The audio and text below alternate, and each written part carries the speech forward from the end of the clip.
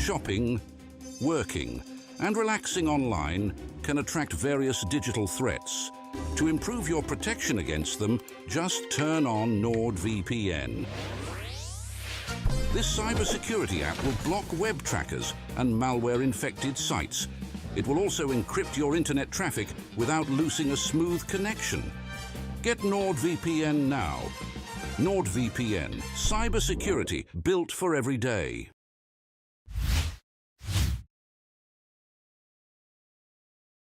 Catherine from BBC Radio Leeds, if you want to get started, please. Thank you very much. Afternoon, Ben. We have to start with what happened at Tamworth, obviously almost a week down the line. How do you go about processing that and dealing with what happened? Yeah, obviously, it's difficult, especially with circumstances, because, it's one of them games where people expect us to, turn over the other team, and rightly so. We were poor on the day. The fans deserve so much more. They was with us as well, so it's like, we had no reasons or anything like that. So, but essentially, it's one of them games now where it's important to reflect on, in a sense of we have to be tougher and stronger mentally and change and adapt our game to different opponents. And I don't think we've quite just got that yet. And I think that relies on us as players and individuals to kind of not go missing in games like that. And obviously, I speak for myself and a lot of the lads. We were just disappointed with his performance. There's so many excuses we could have come up with, but essentially, at the end of the day, it's just not good enough, and we can only apologise. But the beauty of football is there's always another game the following week, so it's so important for us to reflect and just put it right, put it to bed, and then give a performance that the fans can talk about, and then that can motivate us for the rest of the season. When you talk about mental strength, it's easy to talk about, not necessarily that easy to fix. How do you go about instilling that in yourself and as a squad? Yeah, definitely. It's one of them touchy subjects and stuff like that, because mentally, everyone wants to be strong, but it's difficult in games like that because it's different. Not many people are used to it. The pitches as well, the opposition, but it's also important not to reflect so much on it, because I think sometimes you can be guilty of watching back and criticising and reflecting, but so it's important to cut down the bits where we can improve, go over it, and then quickly swoop it under the carpet and go on to the next game. Like I said, that's the beauty of it. But it's important to show the aspects of areas where we need to improve, but then obviously not focus on it too much, because it's easy to remain on people's minds, especially when there's another game that's more important for us to look forward to. Yeah, we'll come on to Crawley. Just with regard to kind of how you handle it as a team when the chips are down, it's something that's been levelled at this Huddersfield Town side, that when things start to go wrong, have you got it in you to turn it around, to get it back from, if you concede a goal or you get a wrong decision or something like that? You've been with this squad a little while now. Do you think there is still any element of that hangover from previous seasons, that there's still that slight fragility of having gone through quite a lot of difficult times in recent history? There could be, yeah. Obviously as a club, we want to move on, but it's difficult because there's still things like that stay on your mind, and it is an area where it is something that doesn't change over a year or two. It's something that you have to focus on over the next 5 to 10 years, but it's about putting the things right, and we've got the right manager for that. So, but it's just us as players are taking responsibility and being more come on now, let's put it right. And I think that's coming more within the lads. And when we talk about the teams we've lost to and the performances and that, I think it's a lot of it is the same message, but we're kind of reflecting on that and thinking as a team, come on, let's show them that we're not that, because we don't want that hanging over his head, in the years to come. We want to change that to a team where, defeats like that or upsets, they happen, but that doesn't determine a season or the next fixture, and we need to find ways of winning a game with it being difficult and not the way we want it to be. It's been a funny season so far in that it seems to have been either all or nothing. You've had a stretch of really good results and a load of wins, and then a period where it seems to be unravelling a bit. How do you make sure that what happened on Friday night is a one-off and doesn't become a pattern of a couple more losses potentially on the cards. Yeah, obviously that's just through reflection, and like I said, we've analysed the game, we've looked at areas where we should have been so much better. We can only apologise for the performance we came out with, but it's important to like, obviously we have shown it. We went a month where we won I think 4 games, so it's like we have shown that bounce back ability where, all right, okay, we've lost a game, yeah, but we've gone on a good run, and now that's not doom or gloom. We've lost 1 game, yeah, and we hold our hands up and we said we weren't good enough, but we go back to the drawing board, we analyse the opposition, and we just focus on the league and what we want to do this season, and that's obviously what we want to achieve and be successful. Does it add a bit of extra pressure now when you go to Crawley at the weekend, that there is that extra expectation that you've got to put it right?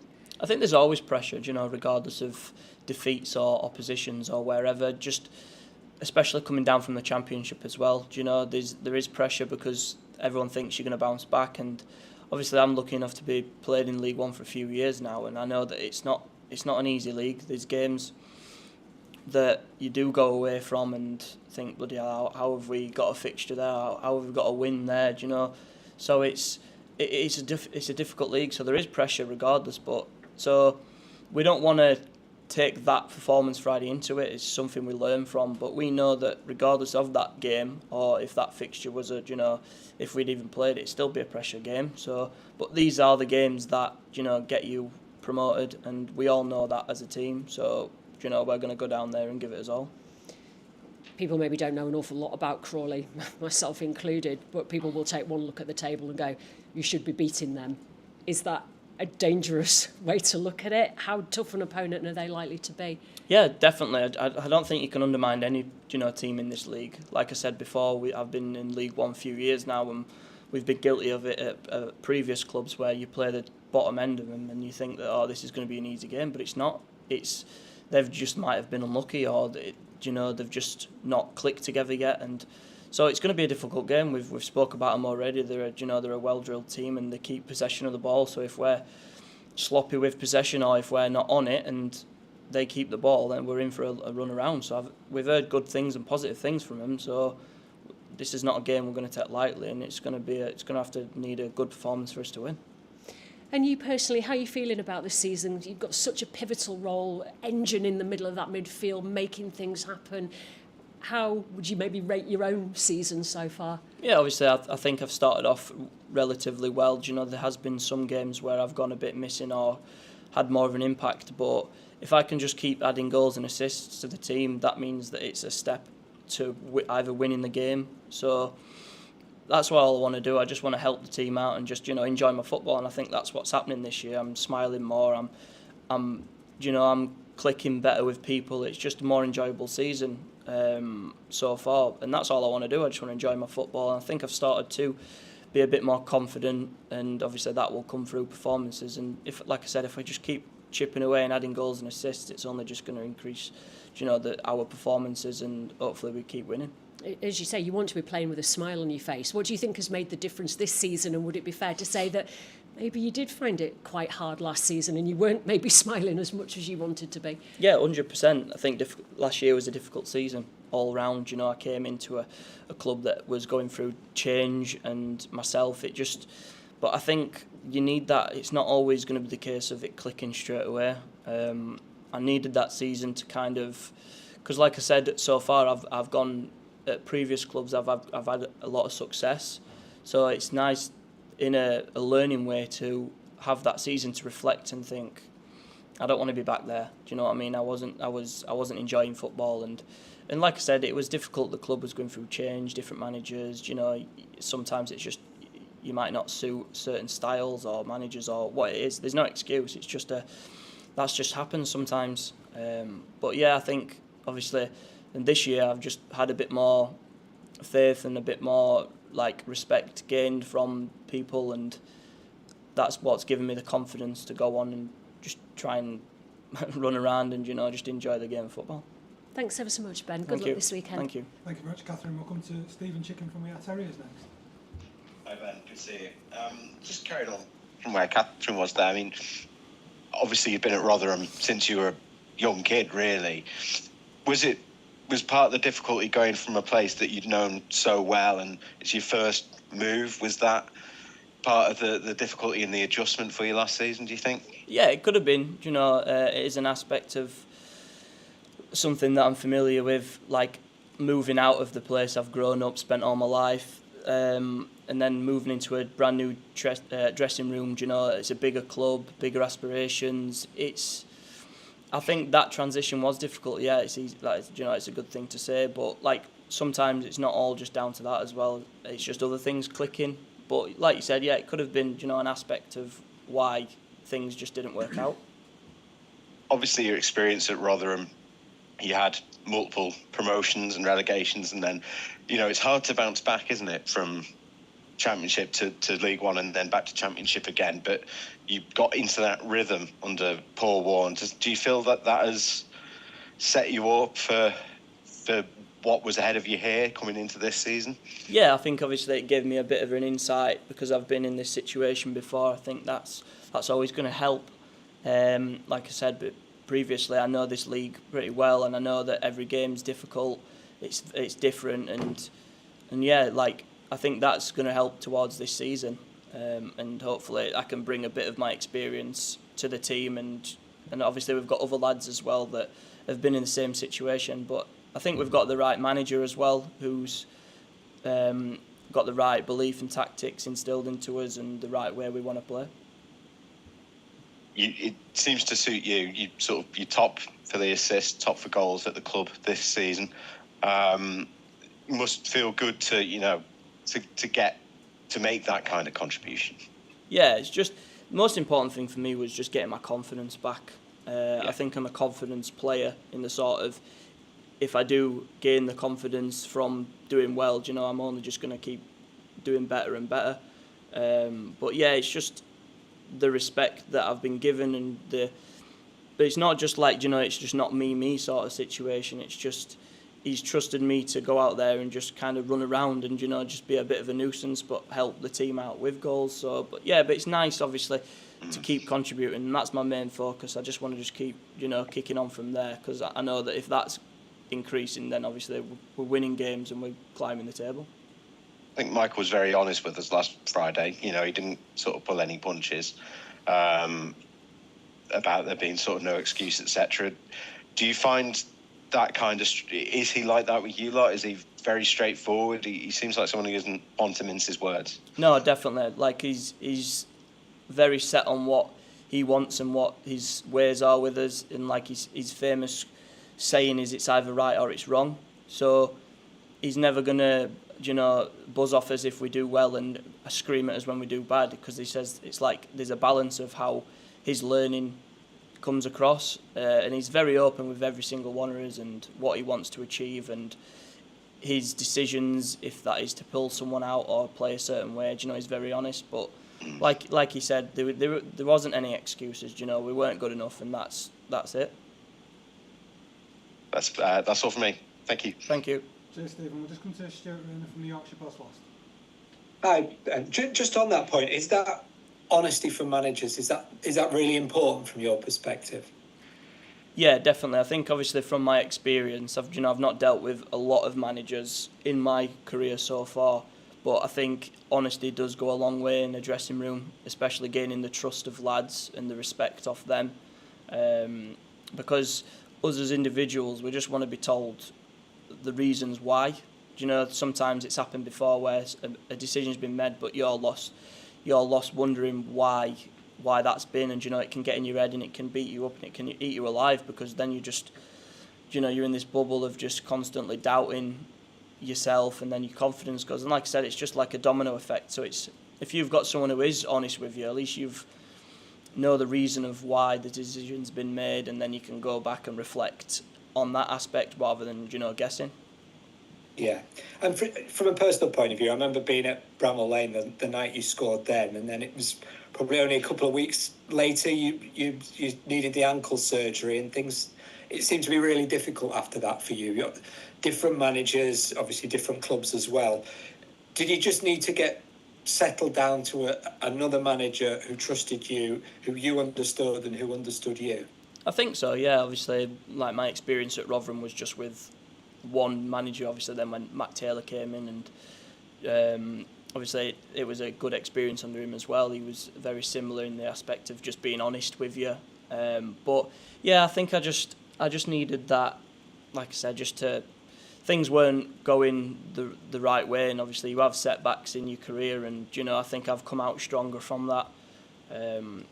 But yeah, it's more a factor of me just getting my confidence back, and then obviously, but this is what the gaffer's given me through game time, and just being positive, but also telling me when I'm when I've done something bad as well. So it's just being honest, and I think that's for me, for my learning, that's like a big part. So I think a manager with them sort of attributes does go a long way.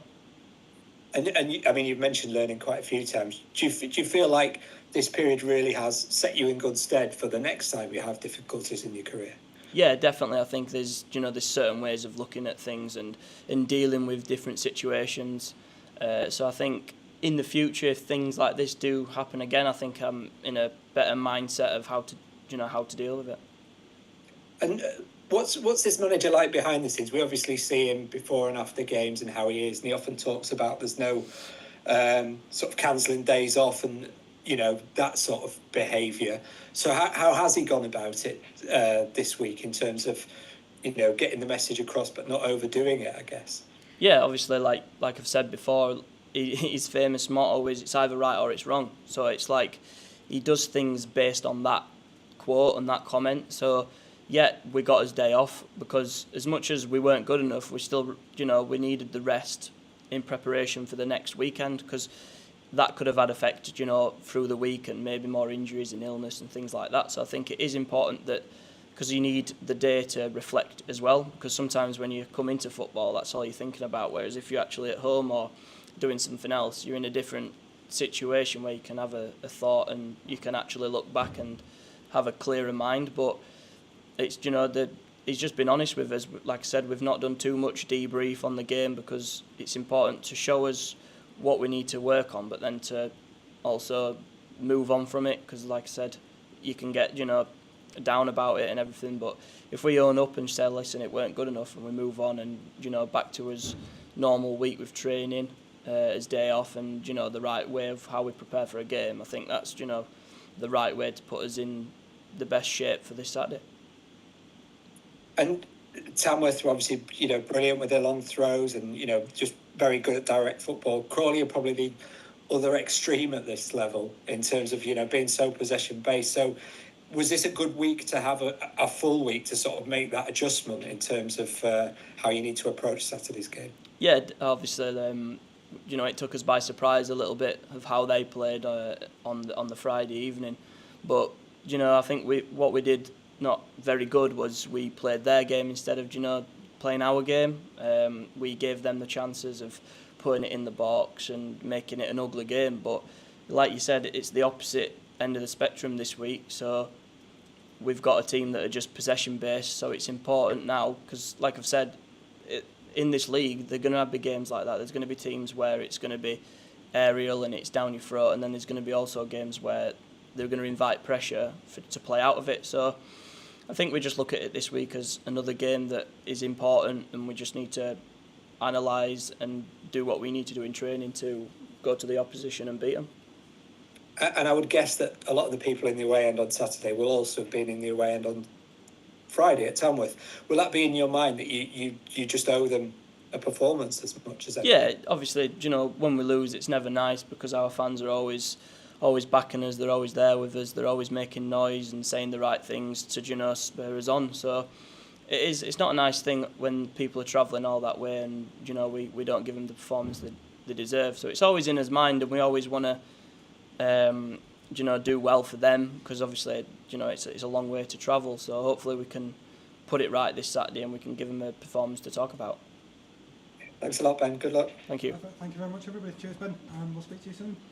Thanks for your time. Thank you. Shopping, working, and relaxing online can attract various digital threats. To improve your protection against them, just turn on NordVPN. This cybersecurity app will block web trackers and malware-infected sites.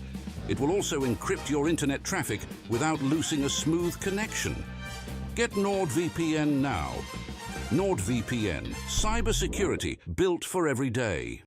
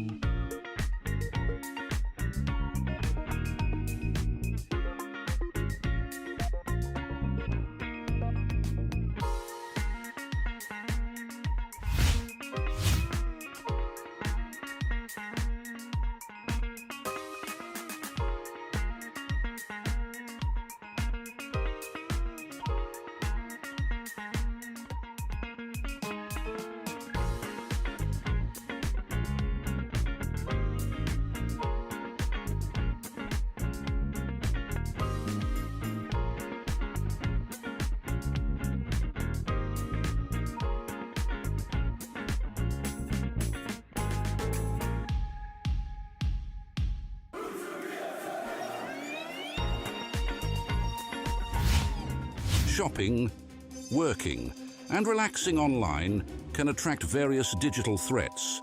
To improve your protection against them, just turn on NordVPN.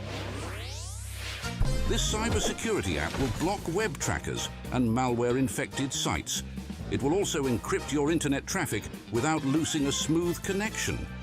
Get NordVPN now. NordVPN, cybersecurity built for every day. Continue the press conference now with head coach Michael Duff. Catherine from BBC Radio Leeds, if you want to start us off again, please. Thank you very much. Good afternoon, Michael. Bit of chance, obviously, since Tamworth for the dust to settle a bit. How have you approached the aftermath of that this week? Addressed it honestly. Told the players it wasn't good enough. Gutless, embarrassing. Nothing that didn't really change after the game, to be honest. You know, we've had moments of disappointment this season in terms of where we haven't dealt with adversity very well and things like that, but that had nothing to do with that. From the first minute of the game, the attitude of the players wasn't right. You know, the first two kicks, first two tackles. I mean, we never had any chance of impacting the game because we didn't turn up physically or mentally, probably more so. And it's difficult no matter what opposition you're playing. If you don't give yourselves that platform to play, it doesn't matter how good you think you are or how good you think the opponents are, it's an old saying for a reason. You've got to win the battle first, and we never did that at any point. How do you address that then to make sure it doesn't happen again? Well, you show them. You show them why they lost the game. So, you don't want to throw the baby out the bathwater because you've just gone pretty much a month unbeaten. Even with the Tamworth game, you've conceded 2 goals in 6 games. So there's a bit of reality to it as well. It's everyone's disappointed after the game. I didn't say a lot to them after the game because I'd have probably ended up saying something I didn't really mean. So that's why I left it a little bit of time, and then I told them because it's exactly what I thought afterwards, but it's a little bit less emotional where you call someone a name that you don't really mean. But the bare facts are we never got off the bus. Never got off the bus. And they'll have had exactly the same. Everywhere you go, every person you speak to over the weekend, everyone's talking about that, and it's embarrassing. It's I've never felt like that. I left school over 30 years ago, and I've never felt like that after a football game. And I've lost games by bigger margins and things, and the players feel it as well. They're not daft. They're all on social media, so they all see it. The scrutiny's intense, so you don't want to throw tantrums and babies out. You deal with the facts are that we weren't good enough. It was nowhere near the levels accepted at any football club, never mind this one. But football being football, there's always an opportunity to put it right. Do you see enough from your players holding each other to account, as well as obviously you give them the feedback and you're always incredibly honest about it, but are they holding each other to account in the same way that you hold them to account? I think that's... it's a bit different to when I played. When I played at half-time, there'll have been people up against the wall by their throats. Game's changed. That sort of, if you want to call it leadership, that sort of impact, that's gone out of the game at every level. But no, it can't. I've said this to them. It can't always be the people in blue. And it's something that we're trying to change at the football club, where it is no, it's not just you. Don't look after yourself. Dig your mate out. But I don't want this to be an us and them thing. It's easy for me to say, well, we prepared it right and you lot were rubbish. We win together and we lose together. So were the players good enough? No. Were the staff, did we impact the game well enough? Probably not. So we have to hold ourselves accountable as well, because ultimately the players are the only ones on the pitch that can do anything about it. But I don't want it to be an us and them thing. Do they hold themselves to account enough? At the minute, probably no. But that's one of the things you're trying to adjust. You're trying to fix at the football club. And they're not easy fixes, are they? You talked after the game about this soft underbelly. It's something that you've mentioned before. I mean, how do you go about addressing that? Because it's the sort of thing that I can't imagine there is an easy solution to that. Well, there's no easy solution. It's 10 of that starting 11 were playing in the Championship most weeks last year. So that's where they need to hold themselves accountable and go, well, hold on a second, I don't think I should be in League One. Well, you were in the Championship last year, you just been beat by a non-league team. So that's a personal pride as much as anything else. As a collective, we're trying to change. We're trying to change that sort of... And it is tough. But it's a one-off game. We disappointed the people, the travelling support, packed out an away end. And it's, well, ultimately, like I said, the 2 words I used after the game were embarrassing and gutless. And I still feel the same now. I feel embarrassed talking about it to yourself.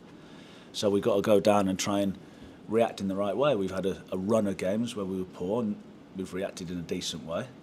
So can we go to Crawley? Difficult game because they play unbelievably expansive football. So they sometimes give you a chance if you can get it right, but they can really hurt you as well. The last home game they just went and beat Lincoln 3-0. So it's a really awkward game because the expectancy again up here will be, we got to go and beat them. Well, we've proved this season it's not always that easy. So we'll be looking for a collective response. There's been in all week. We've picked the bones out of it. We've shown them, and they've been uncomfortable watches. And there's been uncomfortable conversations. But I think you have to tell the truth. There's no point trying to kid them on, going, it's only a one-off, never mind. Well, it matters. It matters to them. It matters to us. It matters to the supporters who forked out money and drove down the road. So hopefully it's been addressed. But you have to move forward. So it wasn't a case of, the game's done, we'll just park that one up. Been some difficult conversations, some horrible pictures that we've had to show them, because they don't like watching it back. You know, the easy thing for a player is to go, I just won't watch it back. And even if they hadn't watched it back, they've watched it back now. But now we've got to try and respond properly and carry on the good league run of league form. There's pressure on every game, inevitably, whether it's cup, league, whatever. There's always expectation to win. But do you feel that pressure or expectation slightly more this week because everyone is so determined to try and get that response? And as you say, it's not going to be easy. No, I feel the pressure every week. Pressure's part of the job. So no, it's not. Do I think it's been ramped up? No, like I said, we're just got a month unbeaten. We've had a bad result. How do you respond? So there's no point in me getting. If we'd have won, no one would give us any credit, which doesn't matter. We just move on. We've picked the bones out of it. All we can do is expect a reaction. So if we get beat on Saturday, I'd like to think that it isn't because we've been outrun, outfought, out-tackled, out-headed, out-scrapped. That's the bit. You can handle getting beat. You know, we got beat at Reading. I thought we played quite well. The Northampton game was a completely different thing because it was an adversity thing. There was nothing in the game to start, score an own goal and fall apart. The Blackpool game, we weren't very good. But no, the FA Cup game was a mentality. It was a heart thing more than anything else. So, do I feel any more pressure? No. When you manage a football club like this, there's pressure. So, when you don't have pressure, you're not in a job. So, I say it all the time. I've always been the same. It's fear of failure doesn't drive me. That doesn't get me out of bed. It's trying to achieve success, but success is difficult and it's hard and it doesn't go in a straight line. So just keep moving on. Team-wise for Saturday, how are you looking? Have you got anybody back or any further injuries? We've had a little bit of illness in the camp. Reece Healy will come back into the fold, so he'll be available for selection. Josh Cromer has obviously got a week's training under his belt now. He'll be fit for selection. Misha Hellick's back on the grass now. Again, not all three short on minutes, but good players that are coming back. Hoggy was back training, but felt his knee, so I'm not sure he'll be available. And Anthony Evans has bruised his toe, so he probably won't be available either. But yeah, from that game, it's a clean bill of health. Danny Ward was obviously sick during the game, so he's not been in all week, but he probably will be available for selection. Are you minded to switch things up a bit in response to the FA Cup game, or is there part of you that actually wants to send out pretty much the same starting 11 as much as possible to say, right, you made a mess of that, go out, make sure you don't make a mess of this one? We'll pick the best team we think is available to win. So no, I won't be picking a team to try and prove a point for last week. Like I said, that we've got to move it and we've got to draw a line under it now and move forward. So we'll pick the best team that we think can go and win the game. And finally from me, just with the international break coming up, we understand that Brodie Spencer, Callum Marshall have been called up. Are you expecting the game at Wycombe to go ahead? Or I wasn't quite sure where the situation with Josh Cromer possibly being called up is, as far as you're aware, is Wycombe away happening? As far as I'm aware, yeah. We got a phone call this morning. I'm not quite sure what we think it's going to be on. Right. Whether it is or it is, I don't know. But we're prepping. Right as I speak to you, we are prepping, expecting the game to be played. Yeah, and would you rather it is played? You don't want this one postponing at all. Well, if Josh gets called up, we'll have a decision to make. So we'll make that decision if it happens. There's no point in me talking about something that hasn't happened yet. So there's no point really giving an answer to that. Watch this space. Thank you, Michael. Good luck this weekend. Thank you, Catherine. We'll just come to Stephen Chicken from ES Areas next. Hi, Michael. Good to see you again. Was last week a bit of a line in the sand moment for a few players, perhaps, who you put in and gave chances to, or is it that stage of the season where you need to work out which players you can and can't trust, or does it not work that way for you? That's ever evolving. That people get opportunities, if they take them. Some people don't. Some people do. Some people don't. The centre forward shirts are available at the minute. No one's really put their hand up and gone, right, that's definitely mine. Josh Cromer was probably the only one at the start of the season when he scored 4 in 9, so he was a 1 in 2 man. But no, there's like I said, there's been some pretty brutal conversations in the last week, and you can't always cajole them. You can't always be positive. Sometimes they need to be told the truth. So it's up to them to respond. So whether they get an opportunity to respond this week is another matter. But they've had all week to respond in training. So one thing I will say is training's been competitive, but training doesn't win you games. We've seen that already this season. So it's, like you said, holding people to account, driving each other, pushing each other, not accepting mediocrity, which is what happened on Friday night. Probably not even mediocrity. We know that Crawley, they're a possession-based side, but they're very robust off the ball. After seeing how, Tamworth made things difficult in midfield, they were very physical.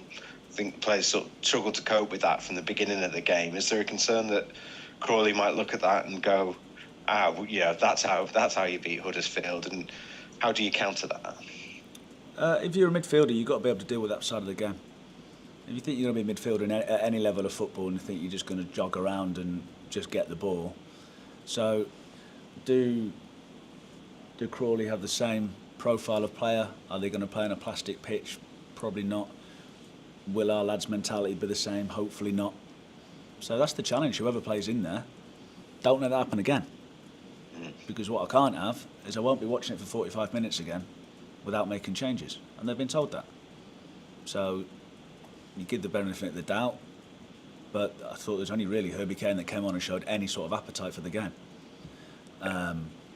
So you talk about people coming out with any credit, it was probably Herbie and Herbie only. So every team we play will cause you different problems. It's up to you to work it out. But it doesn't matter about formations, whether they play 3 in there, 4 in there, 5 in there. A lot of football is 1v1. And if you don't win your individual battle, which none of us did against Tamworth, it's hard to put any spin on formations, tactics, all that sort of stuff. It's a physical game, and we didn't do that. That's all from me. Thank you. Cheers, Stephen. Thank you very much, everybody. We'll speak to you before the weekend. Shopping, working, and relaxing online can attract various digital threats. To improve your protection against them, just turn on NordVPN. This cybersecurity app will block web trackers and malware-infected sites. It will also encrypt your internet traffic without losing a smooth connection. Get NordVPN now. NordVPN, cybersecurity built for every day.